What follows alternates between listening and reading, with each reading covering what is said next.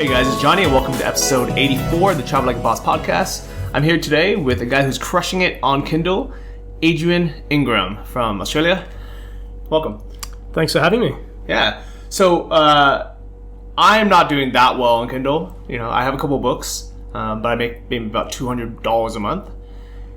When I had lunch with you today and I was like, you know, you're doing super well on Kindle.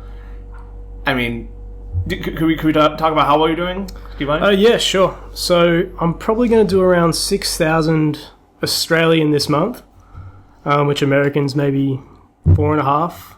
It's crazy the exchange rate, because it used to be the Australian dollar was worth more than the US dollar. Yeah, it actually dropped again yesterday, so I mean it's perfect for me. That's insane. Because I was going to say 6,000 Australian should be like 5,500 US. But in reality, it's even less. That's so crazy. Yeah, it's perfect. So like, it's the best time if you're from Australia or Canada even to be making money from the US. Yeah. But I mean, regardless, like, you know, $4,500 US for selling Kindle books is insane. Yeah, it's pretty random. Like, did you think that? I mean, so when you were, let's say, in high school, when you were like 16, did you ever think that you would even publish one book? Not at all. This is like totally out of the blue for me. And how many books do you have total now? I've got, I think, 197 up at the moment, and then I've got some extra ones as box sets as well. That's such an insane fact. So I really wanted to have you on the show because this is something that you can do location independently. Yeah, exactly. So yeah, I've been doing it in Melbourne, and I thought, well, it's real cold there right now, so why not come to Chiang Mai and, you know, do it in the heat? Yeah, I love it. Yeah. How did you get started with it? It's pretty random, really. I was selling stuff on eBay, and I mean, I just got kind of sick of inventory, and you know, some products wouldn't sell. You'd buy things from China, and they'd be broken, and it was a real hassle to not make a heap of money. So I was just looking at other ways to really make money online, and stumbled across it. Really, yeah. Okay. And for your first couple of books, so I'm assuming you don't write these books yourself. Nobody has time to write 200 books from scratch. No, so I just do the research of like what's going to sell, and then I just pay writers. Okay. And so what does the research process look like? Basically, I can look through the bestseller categories, stuff like that. Mm-hmm. I'm all non-fiction, so the bestseller categories are changing all the time. Things like health problems, do-it-yourself type topics, those kind of things. Okay, cool. So you just showed me a couple of your bestsellers right now. One is gardening. And I'm looking at something right now. If you guys want to take a look, I'll have links to it in the show notes. This is episode 84. But they're called, you know, they're these gardening box sets. They have like vegetable gardening, organic gardening, beginner's guide to vegetable gardening and growing delicious vegetables from home. Like, you know, it's so crazy thinking that, like, I mean, first off, who buys these books? It's really hard to tell. But yeah, like these gardening books, they don't make me a heap of money, but I do have a large volume of them. So I've got something like 20 books. And so I actually use these to build up a list on the back end. And so basically there's an opt-in to get a free, I think it's how to grow tomatoes guide inside the book, and that leads them to an opt-in page. Oh, nice. Yeah. So when you have the email list, are you selling them other books or other products? Other products, so I'm still building that up at the moment. Okay. But so I need to write some more emails. But that's the idea, just affiliate marketing. I think this is a great lead for that, because obviously these people are interested in gardening. So then, you know, and they don't mind spending $2.99 on a book because it's easy, it's short, and if they get a couple of things out of it, they'll be happy. And assuming that they like the book and they opt in for your list to get that free guide, you know that they're a customer that spends money. That's it. So they're a paying customer. So theoretically, they should be easier to convert. But, you know, it remains to be seen. It takes a while to build up a big list through Kindle. But it's definitely an extra way to just add some money on the back end. So do you think that, I mean, so right now you're not emailing them at all? You just... I have an autoresponder series of about 5 emails so far. But I need to work on it and make some more emails. Okay. And from that, are people kind of sticking on, or are a lot of people unsubscribing from that? I've only had maybe 4 or 5 unsubscribe out of a couple of hundred subscribers so far, so it's been pretty good. Okay. But I mean, I'm not constantly emailing them, so it's going to be hard to tell until I email them a bit more and test it. Yeah, because one hard thing is if people kind of forget who they are or you are and how they got on the list, sometimes when they get that first email, they just click spam, which is terrible. So I would actually suggest maybe start, even though it's not a big list right now, just start emailing them or even market to them now, just so they know who you are. Do you ever just even just recommend your other books on there?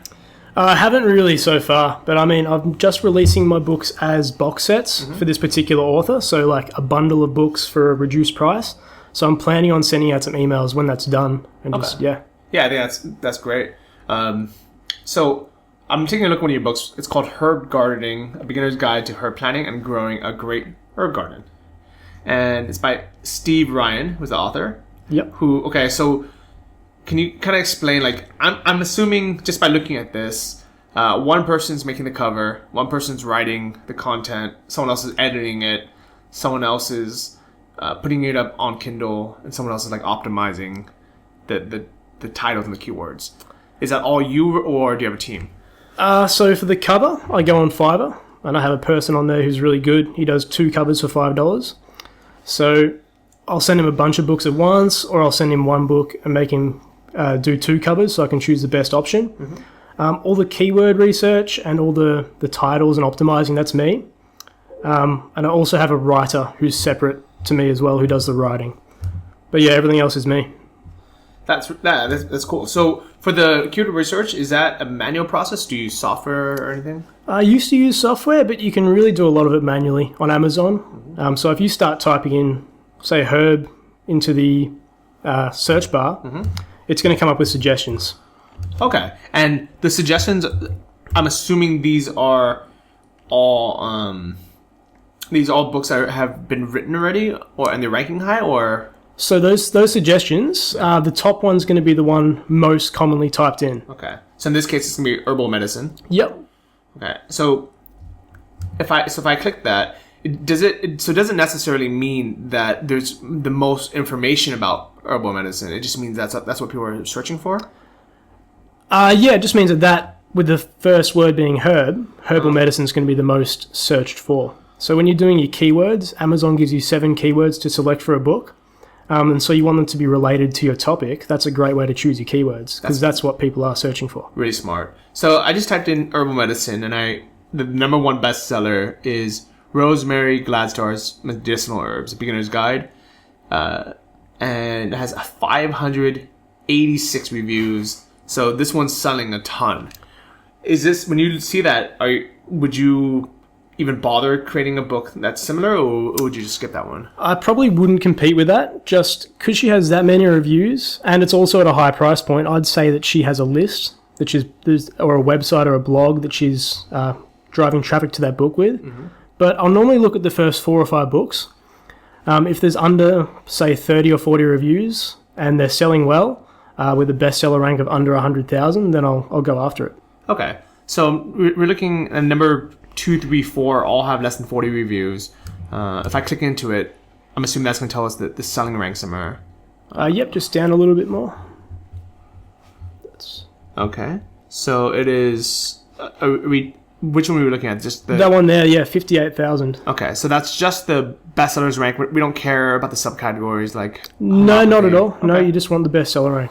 So this is actually really similar to selling FBA products. Have you ever looked into that? Yeah, I think that's the next step that Kindle can really help me get into, because I have experience with Amazon, and it does take a bit more money from what I've seen to get into FBA. But yeah, it's definitely something I've thought about. So the last guest, episode 83, was a guy named Michael Coughlin, who has a new course called FBA Empire, and he teaches a lot of things like this, like how to see what items are selling, and I think what you're doing is a really good fit just to get into FBA, or why not just keep crushing it here? So yeah, well, the goal with me for Kindle, I've been doing it for about 2 years now, is to just get it passive and then move on to something else. Okay. Yeah.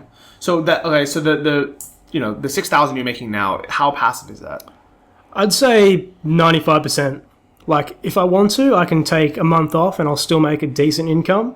The purpose of this trip was really just to build it up to as good as it can be. Okay. Yeah. So, how long have you been doing this again, you said? About 2 years. 2 years. Yeah. And, how long did it take you to start making money? Oh, quite a while. Probably almost the first year to make anything decent. Wow. Okay. Yeah. And what do you mean by decent? I mean, maybe more than $1,500 a month. Okay. Yeah. But like, did you like right away? Were you making a couple $100 a month, or was it less than that? It took a while for me because at first I was just churning out a bunch of books that were bad quality on bad topics. I didn't know how to do the research, and they just weren't selling. Okay. Yeah, I wasn't getting them reviews. I wasn't putting them through promotions. All the stuff that I've learned now, you have to do. Okay. I think, even though this isn't a huge money startup cost, I think like if someone really wanted to, they could write the book themselves, but that's a huge time investment. On average, how much are you paying your writers? For a 10,000 word book, I pay them, I think it's around $110 US. Okay. And how many pages is that around? Roughly between 40 and 60 that'll come out at. So Yeah. pretty short books. It's kind of bite-sized books. Yeah, short bite size on a small topic. Yeah. Okay. And do you just give them like an outline of what you want, or? Yeah, exactly. So I'll just tell them what I want included in the book, and I send them a template as well that's already formatted for Kindle. So it means they don't mess up my formatting, and it's all perfect when I get it. Oh, easy. And how do you find the writers? I use a service called epicwrite.com. The quality with that is okay most of the time. They have different quality choices you can choose, but I'd recommend anyone out there to go with the best quality. Otherwise, you won't get a native English speaker. Okay. So that's what I do, is go with the best quality, and you get a US writer. So that's much better than trying to go on Fiverr or trying to go on Odesk or something. Yeah, there are some on Fiverr that are okay, but yeah, you might get some terrible ones as well. Okay.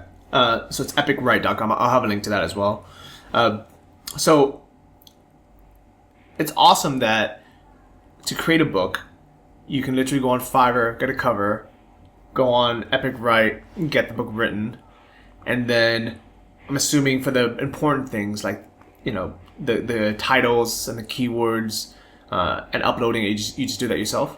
Yeah, exactly. Yeah, so it's really quick to get started. So one question I have is, since the Australian dollar is so weak right now, is there not an option for you to get paid in US dollars? I think I can potentially if I set up a US bank account.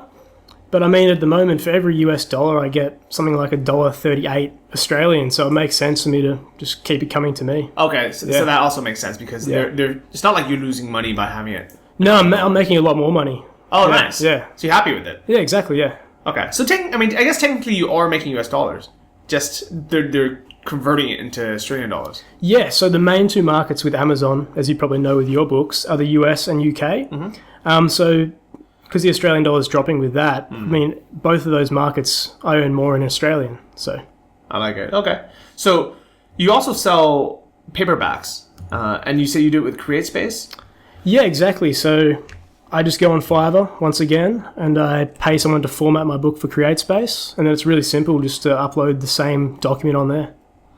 You know what? Maybe I should do a better job with mine. I think so. For Life Changes Quick, my latest book, I think the CreateSpace, the paperback, is coming out good. But I think for my first book, 12 Weeks in Thailand, I think the cover is pixelated from what somebody said. So maybe I need to redo that cover for that. But it's so few people buy the paperback that I'm wondering if it's worth it. Why do you think that? I mean, do you sell quite a bit of paperback books? Yeah, I actually make more money off the paperback books, simply because they're a higher price point. Okay. Yeah. And I guess they're still, you know what, do you think it's because of these niches that you're in where people, like, I'm assuming for like the gardening niche, that people are a bit older, so maybe they like paperback books? Yeah, it can help. I mean, there's a huge trend going towards the digital books. Like, it's growing at a huge rate every year. I think it's pretty much on par with physical books at the moment. So it's hard to say. I think some people just still like that paperback feel. Yeah. I mean, I definitely agree. Like, I personally would rather read a paperback book, but especially because I travel, I don't want to... First, I don't have anywhere to ship it, and then second, I don't want to carry 20 books while I travel, you know. But we're such a small minority. I'll say most people are at home, you know, they want a book that they can put on their bookshelf. And it's also kind of like a trophy, you know. Yeah, there's something nice about a physical book, but there's also a lot of people that, you know, they take the train to work or the bus. Having a Kindle there with, you know, all your digital books can be really handy for a lot of people. Okay. So what do you think, what are your thoughts on audiobooks? Audiobooks, I think, are going to be the next kind of Kindle. They'll be the next big thing from what I've seen. It's still fairly new, but I mean, you can listen to them anywhere, and you can work out listening to an audiobook. I mean, I love it, but it's something I still have to test out myself. Okay. So do you think you're going to create new specific audiobooks, or do you think you're just going to take some of your best sellers and turn them into an audiobook? Yeah, exactly. I think I'll just take the best-selling, maybe 15 or 20 to start with. It is quite expensive to get them changed into audiobooks, and quite a lengthy process. But yeah, I mean, once they're up, you just set it and forget it, and it's just another way to make money off that work that's already been done. So one of the things that I really like about your methods is you don't mind paying people money up front for a potentially, long, like big return, or at least like almost like a lifetime return. Like on average, total all in, how much does one of your books kind of cost to create?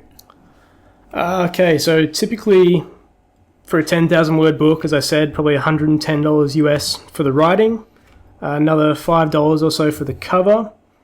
I also have virtual assistants that'll go out and try and get people to review my books. And so I do pay them, and it probably costs an extra $50 to get my book up and running. So what's that? Maybe $165, $170 per book. Right. And so like per book, I guess it's kind of hard to say because some books will do really well one month and not other months. But like, how do you just kind of figure, okay, I'll put the 165 out of my pocket, hoping that it's going to make its money back, or maybe this one's going to be a hot seller, or like, is it kind of a gamble, or do you know your ROI on it? It was a real gamble at first, but now I know how to do the proper research. I can almost guarantee that a book's going to do well.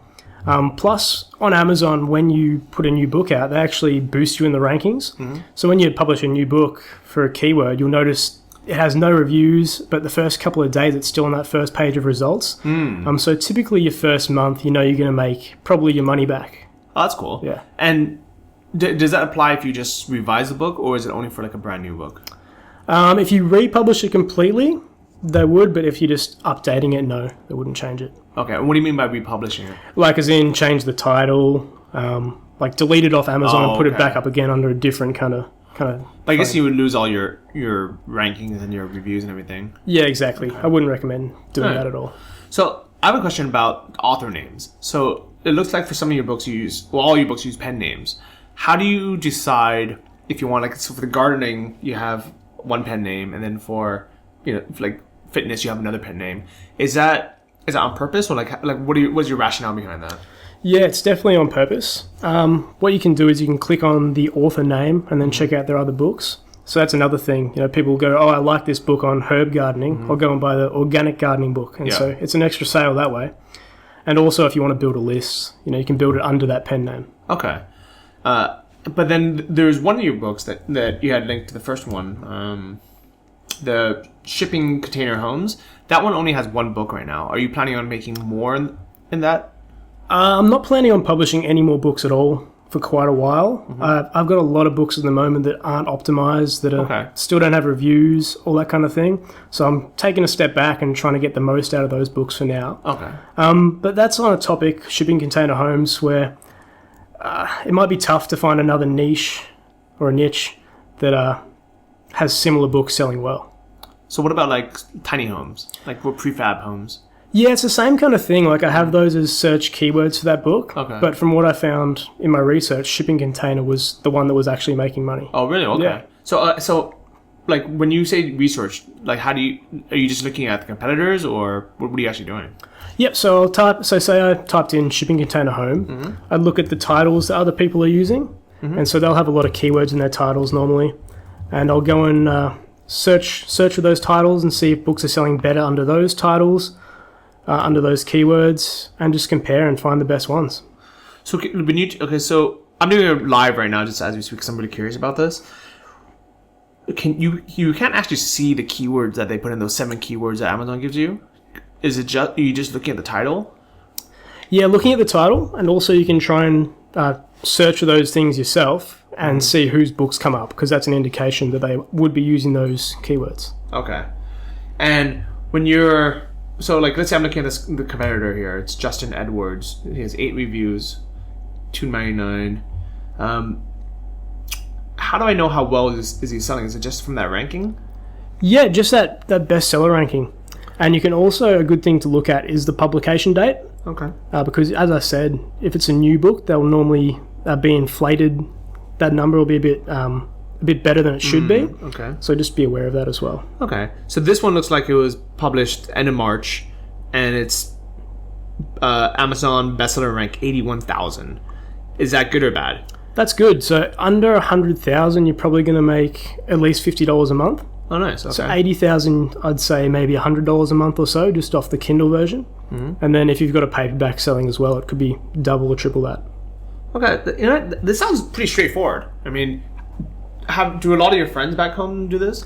No, it's funny. I've tried to get people into it, but I mean, no one really goes for it. They're stuck in their ways. Why do you think that is? I don't know. Like, you can tell someone how to do something and show them how easy it is, and they just don't want to put in the work or take a risk. It's so insane. That's why I love having this podcast, because I almost feel... Okay, so some people might ask, they're like, Johnny, how the heck do you get all these people onto your show and to give away all these secrets for free? And I honestly think a lot of it is just people are like, man, I've been telling, all my friends how to do this. Nobody freaking listens. So hopefully maybe on your podcast, your listeners will actually do something about it. Yeah, exactly. And yeah, I mean, it drives me crazy too. Like, I have so many friends back home that when I started doing well job shipping, I went home and I was like, look, you got to do this. Like, let me, I'll show you how to do it, And I think I showed like 5 people how to do it. And I was like, okay, like these are your next steps. And a week later, I call them, I'm like, hey, have you done it? And they're like, oh, I got busy, And then like a month later, I'll call them. I'm like, hey, I'm back in Thailand now. Like, how's your store doing? They're like, oh, I just never started. And I was like, man, like, what are you doing? Like I've like literally, it's like I'm handing them a golden key. Yeah, I think they have to be and they have a really good reason to start. Like, they've got to hate their job or be really sick and tired of what they're doing. Something big has to happen to take the action in the first place. Yeah, and I think that's why it's so nice to, instead of trying to convince people they need to do something, just have the info ready and let them find it themselves. Yeah, exactly. Yeah, let them come when they're ready to do it. I bet you, now that you're in Thailand, and I'm sure you're posting some photos on your Facebook, you're going to have some friends at home that are jealous and think, okay, maybe, they're going to go to the job that they hate.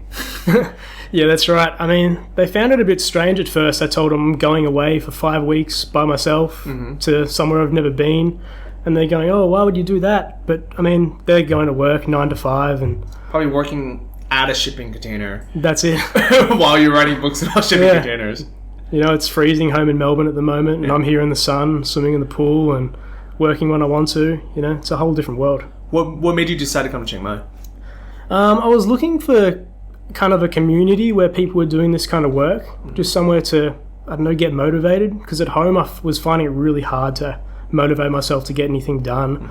I was making a good income compared to my friends, and at that point, $1,000 plus a week, and I'm 21. Like, I can live. 21. So I can live comfortably on that, and so it's really hard to be motivated. But out here, there's so many people doing well. I came across some of your YouTube videos. I'm like, wow, these people are doing $10,000 a month. I can come out here and sort of compete with them and get in that kind of environment. And is that what you found when you got here? Yeah, well, I mean, everyone's just working really hard as soon as I walked in there on so many different things, and it somehow works. It's insane. And it's completely different than I can imagine other 21-year-olds back home. Yeah, exactly. Yeah, most people are out partying or happy with their full-time job and spending it all on the weekends. Did you go to university? I've got half a commerce degree. Okay. So I dropped out halfway through. I might go back one day. My parents probably want me to. Yeah. But do your parents know how well you're doing now with this stuff? Yeah, they do. Yeah. So I earn a lot more than my mum now. So she's trying to get me. Yeah, she's trying to get me to teach her. But yeah, I'm still trying to convince Dad. But have them listen to this podcast. Yeah, I will tell her. Yeah. Shout out to Mr. What is it? Mr. Ingram. Yeah, that's it. Should be proud of your son. That's it. Oh, they're definitely proud. But yeah. That's crazy, man. You're 21 years old, making $6,000 a month, completely location independently, pretty much passive. Yeah, exactly. And you're traveling the world. Yeah, it's pretty crazy. Yeah. Like, did you think this was a possibility a few years ago? When I first got into it, there wasn't as many people successful with it, but there were a few. So I knew there was some possibility of it. And it's just a matter of time and hard work and sticking to that goal. Because, as I said, for the first year, I didn't really make much money. I was spending a lot and learning a lot. That's a big dedication, though, to keep doing it for a year, even if you're not making money.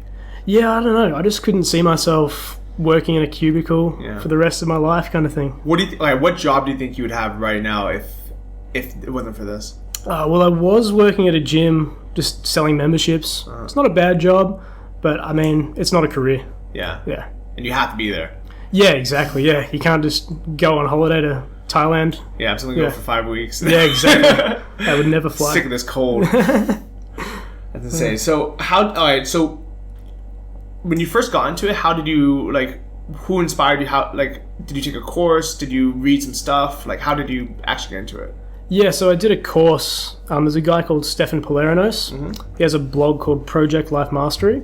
And so he's got I think it's called K Money Mastery is his course.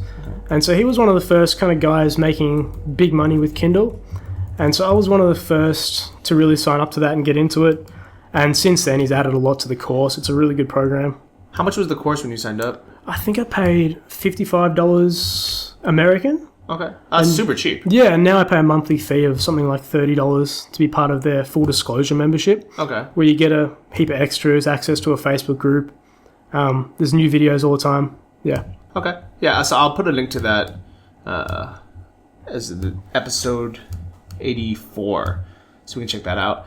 That's cool. I mean, and so when you first signed up, were you how were you convinced to sign up for that? I'd seen a lot of his YouTube videos. I'd seen his blog. I mean, I ummed and ahed for a long time, and I'd been looking at it before it launched, even just all the ads for it, and eventually I just decided, it's only $55. If it's terrible, well, I wonder if it's more now. I bet you it is. Yeah, I bet it is. I'm going to check it out. But okay, so he was doing well, and he started sharing it. Does he still sell on Kindle, or is he just teaching the course now? He still sells on Kindle. He's got a bunch of other things as well. So he has coaching programs, and he does really well on his blog. He's doing something like $100,000 a month online. Oh, he's crushing it. Yeah, so he's absolutely killing it. But he still does some Kindle stuff, and he's very involved in it and always updating the course. So it's definitely worth the money. So let me ask you a question. What if he's completely stopped doing Kindle books because he got busy, and let's say he's making so much more from his course teaching it than him actually selling books? Would you still be happy to be a member knowing that it works and he's teaching you what works? Yeah, absolutely. I'm pretty sure he does make more off his course because he has some 500 members that pay $30 a month. $30 a month. I mean, what's that, 15,000? Yeah, that's a lot, every month. Yeah. So I think that mindset is very different because some people might think, this guy is just making money from his course. And that's what, I've gotten a lot of pushback from the courses I promote, or even my new course that isn't making more right now, but hopefully eventually will. Do you think that's just kind of having an abundance mentality, or are you just grateful that he's sharing it, not just hoarding it? I think a bit of an abundance mentality. If he's giving you the information to do that you couldn't have done by yourself, well, I mean, he deserves to be making that money every month. And it's kind of hard to get over that mindset, I think, for a lot of people from both sides. First, I think a lot of people who want to get started doing something online, either selling, writing Kindle books, affiliate marketing, drop shipping, one question they always ask is one thing they're all skeptical about is, why is this person sharing this information? And I think from my point of view, I never asked that question. I was just that's cool that they're sharing it, and I'm happy to pay them for that information. Yeah, exactly. I think there's a lot of scammers out there as well, which make it a bit harder to believe people online. It's very easy to tell some lies and get some money off people and never hear from them again. But yeah, I think it comes across if you're being honest and truthful. And if I see someone like that that's showing you how to make money online or do something, well, it's worthwhile paying them. But you've been a part of that course for a while now, right? How long has it been? Yeah, 2 years. Okay. Yeah. I think usually kind of the ones that you're talking about are kind of overnight things where they do a huge launch and then 2 months later they're gone. Yeah, there's definitely a few like that, but you can normally tell. But yeah, it's just being careful. But it's hard because those kind of skeptical people, they also always look for the new, latest, greatest thing instead of just finding something that has been consistently working for 2 years. I personally don't plan on getting into Kindle publishing just because I'm doing other things. But if I was going to do it, I'd rather join this course that has 2 years of a track record than find the latest, greatest, thing that just came out. That, that even though it's shiny and new, like, who knows, right? Yeah, exactly. Like, it's like with your drop shipping. You see it's worked for a long time, and the internet changes so fast. So if something's been working for a long time, it's going to keep working most likely. Yeah, I definitely agree with that. So you said you're going to start spending more time optimizing your 192 titles. What's actually involved in that? Okay, so I need to get them reviews. So part of the membership program I'm in, there's actually a lot of people there to swap reviews for you, essentially. So you have to pay and download their book. They'll pay and download yours. They give an honest review. You give an honest review. But that boosts you in the rankings a heap. So I've got to do that for most of my books. Things like changing the covers. If I've got old covers that aren't selling well, something like that can change it a lot. Changing keywords around, testing new things. Just stuff like that can really make a big difference. I could definitely see that. Do you think that, in retrospect, you would have started doing that earlier? Like, let's say when you had 100 books out? Or are you happy that you have this huge amount out already? Yeah, if I could go back in time, I would have produced a lot less books and made them better quality, on better topics, and really stuck to those single books until they were selling well. Instead, I've got a bunch of books that just aren't selling and that need a lot of work now. Okay. Yeah. So what is like the most random topic that you read about? Oh, man, I have books on just about everything. I had one particular book is on Greek mythology, and that was probably my best seller. I didn't expect it, and it was making me over $1,000 a month. Awesome. Off the one book, just on Kindle, no physical books, just the Kindle sales. That's insane. And what was that priced at? $2.99. That's a lot. How many books do you have to sell at $2.99 to make $1,000? Oh, there's a heap. I mean, you get about $2 royalty per book, but there's also a Kindle Unlimited program where you get a sort of a cut if people download your book through that program. But I mean, the Greek mythology market, I think a few more people found it, and unfortunately, it's really easy to publish books. So there's going to be a lot of competition, and it didn't last the sales, but it was good for a few months. How do you feel about that competition? I mean, competition's fine. A lot of people are putting out pretty bad books, and you can read their reviews, and it reflects that. But they might make some money for a few months and really knock you off the rankings. But you have to be smart with it and do things like build a back end, create space, Audible, audiobooks. Kindle's just kind of the first platform, so you can make some money, but it's not the end strategy. Okay, that definitely makes sense. Yeah. This is really interesting. Like, it really is, man. And it's one of those things, I mean, because it's kind of like you're drop shipping books. Yeah, exactly. Yeah, just about. Because not only is the paperbacks, that's all printed on demand. So it's not like you have to, like back in the day, you'd have to spend, I don't know, $20,000 printing out all these, 20,000 copies of books, 60,000 copies of books, and just have it sit in a warehouse somewhere. Yeah, well, self-publishing didn't really exist until now. You had to have a publisher, and, I mean, there's a big risk for them, and had all that inventory. You don't know if it's going to sell. Yeah. How many of these books, like, do you have any of these paperbacks at home, like at your parents' house? No, I actually haven't bought them, to be honest. I mean, I can read them at home on my computer or on a Kindle, but... I think it'd be cool just to have, like, a shelf full of the books you've published. Yeah, I've thought about it, but I've got about 100 books that are physical books, and if I'm spending, $5 per book, do I want to spend $500 for these books I'm probably not going to read? Maybe one day, I don't know. I think it'd be pretty cool. Yeah. I think it'd be like a nice token where, like, when your parents see it... Yeah, they can physically see what I've got. Yeah, that's true. The biggest turning point for gaining my parents' trust in my lifestyle, like, they used to always worry about, what the heck am I doing, if I'm going to be okay. They used to always ask, like, Johnny, do you have enough money for food? And I'm like, yeah, Mom, I'm doing pretty good. And she's like, are you sure? Because if you don't have enough money for food, I can send you some money. And I said to my mom, I'm like, Mom, I'm making, like, more, like, I don't want to say to her, like, I'm making, like, more than you and Dad combined. But I was like, no, I'm fine. Like, don't worry about me. And it wasn't until they saw a paperback copy of my book. I think my cousin or something had ordered it, and they showed it to my parents. And when they held that in their hand and they flipped through it, that's the moment they realized, wow, like it's, this is real. This isn't just some online fantasy world. Like he's actually doing something. And what's ironic is, for me, my book sales, I'm not making $6,000 a month for my book sales. I'm making like $200 a month.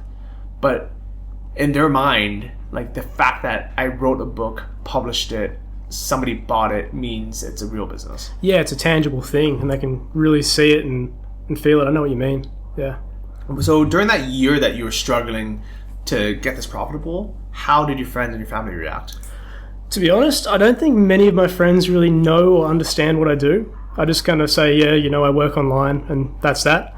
My parents, they were fine with it. I was still working, and as long as I was still, working and had enough money to eat and that kind of thing, they were fine with it. But I think when I actually quit my job, they really realized, wow, like this is a big thing. Because just before I quit my job, I was struggling, and then I worked it out, and I went from like $1,000 a month to maybe like $4,000 a month, and they kind of stepped back and went, whoa, this is a real business. What were those changes that you made? I really started being picky with my topic selection, so I picked good topics to write on, and also making sure I got reviews and ran free promotions for my book as well. Okay. And by free promotions, are you just talking about Kindle's KDP Select? Yeah, so I use KDP Select, which gives you 5 free promotion days every 90 days. Mm-hmm. So if you stop doing that every 90 days, your books, a lot of the time, will really drop in the rankings. Mm-hmm. So yeah, just being strict with myself and making sure every 3 months I put it on another promotion. Okay. Yeah. Is there a way to automate that, or do you have to just remember to do it, or I guess put it in calendar? Yeah, I just have a calendar set on my iPad, and that's it. And it takes literally 2 seconds to set a free promotion up. I wonder why they can't just have that as an option, where every 90 days it'll just do it for you. Yeah, it would be nice. I mean, it automatically re-enrolls you in the KDP Select program. Mm-hmm. But yeah, it's not hard to do. And I mean, I could work for 10 minutes a week and just leave it how it is by just doing those promotions. I like it. So the KDP Select program, I know the biggest benefit is it allows you to give away your book for free once every 3 months. Are there any other benefits of it? Yeah, so I think about 10 free downloads equates a real download. Okay.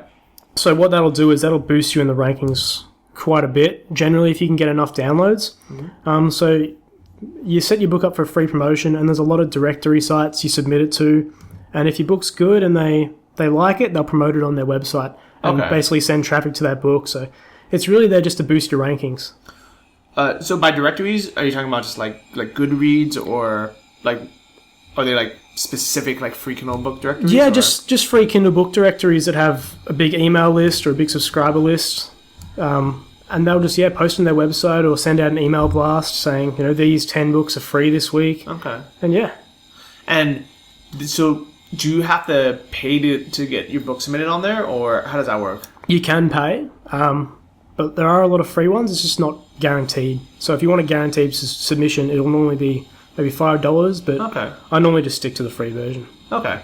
I remember for a while, I think so. Amazon changed the rules with their affiliate program, where before those lists would make money by sending tons of people to download these free books, and then we get an Amazon cookie. So they ended up buying something like a blender or something that same day. They get paid affiliate commission, but I think they changed that now, where I think no longer do they get affiliate commission if they're just sending free book downloads. Are you aware of that at all? I'm not sure. I haven't really looked into the affiliate program with Amazon, but yeah, that makes a lot of sense. But I mean, there's probably a lot of people paying them, $5 per book to promote their book. And if you're like me and have 200 books, that starts to add up. Yeah. Okay. So I guess they changed their model now, or maybe they were always doing that. But I guess I'm trying to figure out what their incentive is of operating that, because I'm sure that takes some time from them. Yeah, I'd say probably just what the authors are paying them, but initially maybe, Amazon affiliate links would make a lot of sense. Well, one thing that a lot of people don't do is you can be an affiliate for your own book. So if you go to 12weeksinthailand.com or lifechangesquick.com and you buy one of my books through my Amazon link, that's also my affiliate program. So not only do I get paid 70% of the book cost, so I might get $7 for the book, I also get 10% or 8% for the affiliate cut.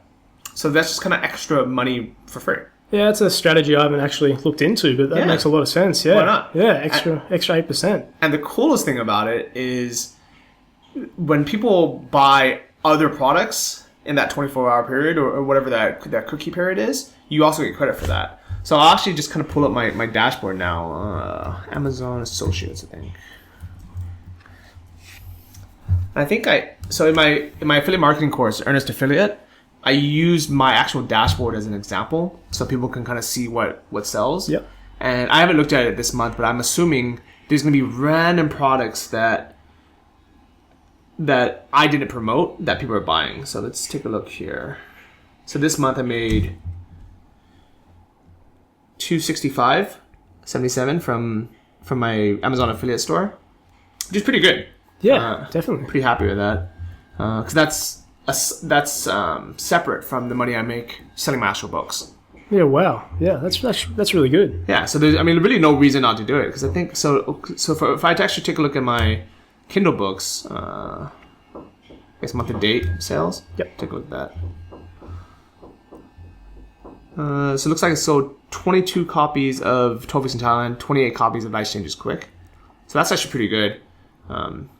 That's one of my best months, and I think it's because this was kind of just by accident. Because I forgot who it was. I think it was either Business Insider or the Independent or one of those people. They wrote a feature on me, and then they actually linked to the books. So I think that's why people bought them. But normally it's not as high. So let me take a look, see how much I made on that. But yeah, either way, that's going to be a couple $100. But for the actual affiliate program, that's an extra $265 for doing nothing. And read out some of these items that people have bought through my Amazon affiliate store that are random. Wow. Yeah, that definitely adds up. Some people would love just that $250 a month online. Yeah. Well, literally read some of these titles. Yeah, they've got nothing to do with your book. What do you got? Amy Beyer Big Girls Long Jumper with Popover. I don't even know what that is. I think that's like children's clothes. Someone's bought some sunblock. Yeah. So a cleaning kit for cameras. Yep. So these are the books, but then what else? There's cell phone accessories and battery. iPhone 6 case. Protein powder. A computer monitor. Some RAM. What else is there? Oh, a Honeywell whole room air conditioner. No, air circulator. What's funny is I actually used to work for Honeywell. That was the job that I had before I decided to quit and come to Thailand. Now they're paying you commission. Yeah, it's insane, right? That's good. Bed sheets. Japanese rice washing bowl with strainer. So you don't recommend these things? They're just... No, there's no. Most of these things I've never heard of. Like I have no idea what I guess. Well, I do know what a rice cooker is, and Zonrushi is a good brand. But there's no links to these directly anywhere. 100% of these come from people buying my book, and then buying something else on Amazon either during that same checkout period or within that 24-hour cookie. Okay, so just because you recommend them that they go to Amazon and they buy something else, you still get commission. Yeah, wow. And I don't. 'Cause Amazon changes it quite often. Their cookie period. I think it's 24 hours. It's not like a long period. For some sites it might be like a 30-day cookie.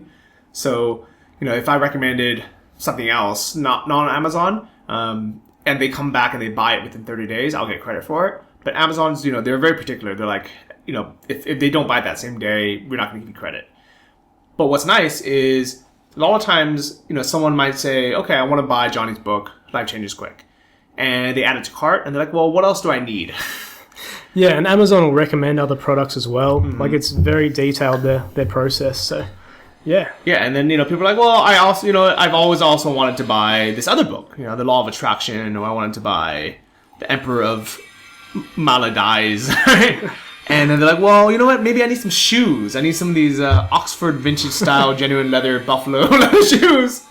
And they just end up buying it. So I don't know. It's like, to me, it's free money. Yeah. It's easy. Nothing you really have to do. Just link to your book. That's such a good idea. Yeah, there you go, man. You got 192 books you can link to now. Yeah, exactly. Should increase my royalties a bit. Yeah. Yeah, free money. Awesome. Yeah, so this is basically what I do. So in my course, Earnest Affiliate, I show exactly what I showed you right now, but with like a live screen share, and I'll explain like the techniques I use to make affiliate income, recommending stuff I would have recommended anyways. So that's why I'm not spending time writing books, because this is kind of like the best use of my personal time. Yeah. But I really think that if someone's just getting started and they're like, well, I don't really know what to do, I think writing Kindle books is also a great idea. Yeah, I think if you're just getting started and you don't want to invest a lot of money, Kindle's probably the easiest way to get started online. Mm-hmm. And I find, once you make that first dollar online, you have the confidence to try other things and move into different areas. But yeah, start with Kindle. You can write a book yourself, and then who knows where it can take you. Would you recommend that, like, let's say your cousin, wanted to get into this, would you recommend they write their first book themselves? If they had knowledge on a particular topic, I'd say yeah, if you consider yourself to be an expert at something, and I think most of us are experts at least one particular thing. But really, only do that if that topic's going to sell, and you do your research and you see it selling on Amazon. Otherwise, you can invest $100 and get someone else to write it. And if you're not willing to spend $100, well, you're not really serious about making money online, in my opinion. I like that. I actually would almost say for your first book, it's hard to say, because here's a problem is the model that you're doing, it's not necessary that you want to spend 3 months researching a book and writing it. It's kind of like you want to just pump it out. Yeah.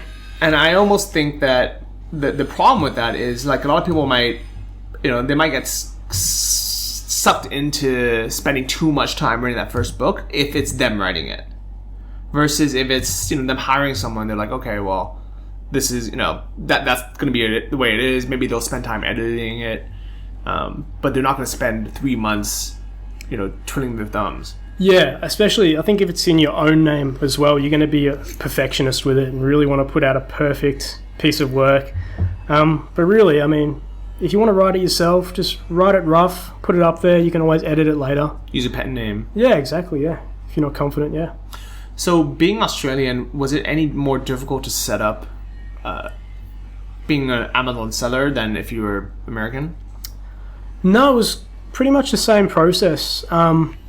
Amazon does withhold 5% of my royalties for tax, but I claim that back at tax time anyway. Okay. Whereas if you're in the US, you pay 0% tax. That's really the only difference. Okay. And it transfers to your Australian bank account? Yeah, so they do a wire transfer, which will cost, most banks in Australia will charge about $20 each time you get paid. But if you're getting paid in thousands, it's really negligible. It's not that big of a deal. Yeah, okay. That's it. I like it. So, big plans, the future plans. You're gonna optimize. So you're gonna check my for 3 more weeks. What are your goals here, and then what are your goals for the next couple of months? So the goals here are to get all my books optimized as well as I can. Hiring a lot of virtual assistants to help organize reviews for those books. And then I want it to be, by the end of the year, basically 100% passive, 8,000 plus a month between all sales channels, and then onto something else. So, I don't know, maybe FBA or drop shipping or something that requires a bit more cash to really do well with it. If I'm making, that 8,000 a month kind of thing, that's a really good cushion to fall back on and good money to invest. Very cool, man. For being a 21-year-old, you're crushing it. Yeah, big congrats on that, man. Thank you. Big congrats. Any travel plans? Not really. I think a few of us are going to America next year. Oh, okay. So, got to wait for my friends to get time off work and everything, obviously, but I'll be able to take the laptop and go whenever they're ready. That's insane, right? Think about it. Like, if it wasn't for them, you can just go now. Yeah, I probably would just go now, to be honest. But yeah.